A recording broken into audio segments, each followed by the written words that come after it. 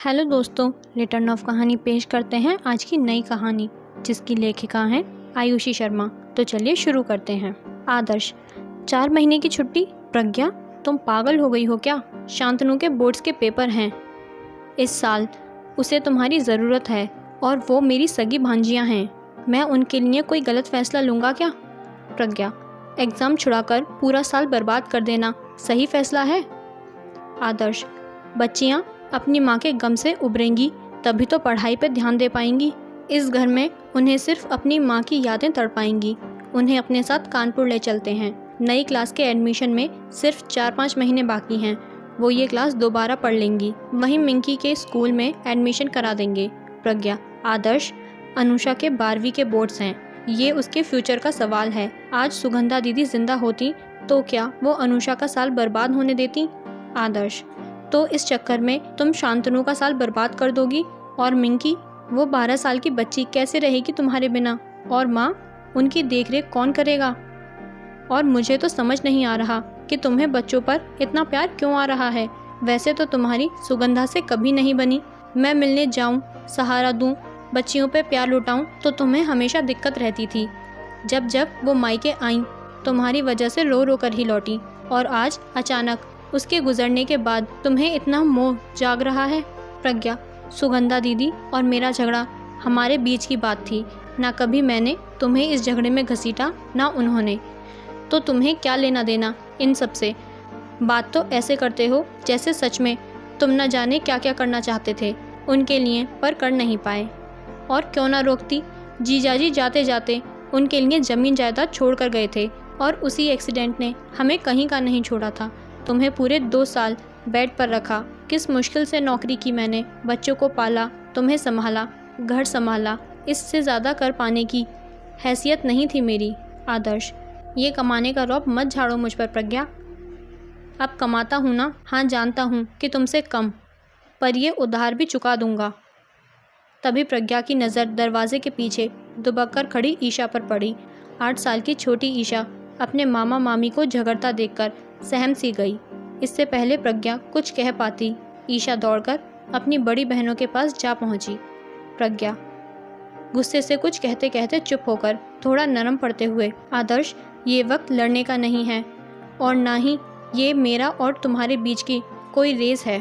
अगर बच्चों का भविष्य बचाना है तो हमें एक टीम में आना पड़ेगा। बस कुछ ही महीनों की बात है। आदर्श। ठीक है, तुम यहाँ रहोगी तो मुझसे भी छुटकारा मिलेगा कुछ दिन।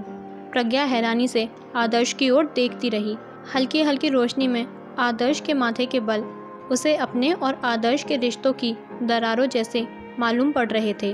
कुछ देर वहीं खड़े खड़े प्रज्ञा को यह भी एहसास हुआ कि इतने सालों में ये सचमुच ही पहली बार है कि वो आदर्श से इतना दूर रहेगी। धीरे धीरे घर खाली हो रहा था। अब कोई 12-13 दिन थोड़े ही रुकता।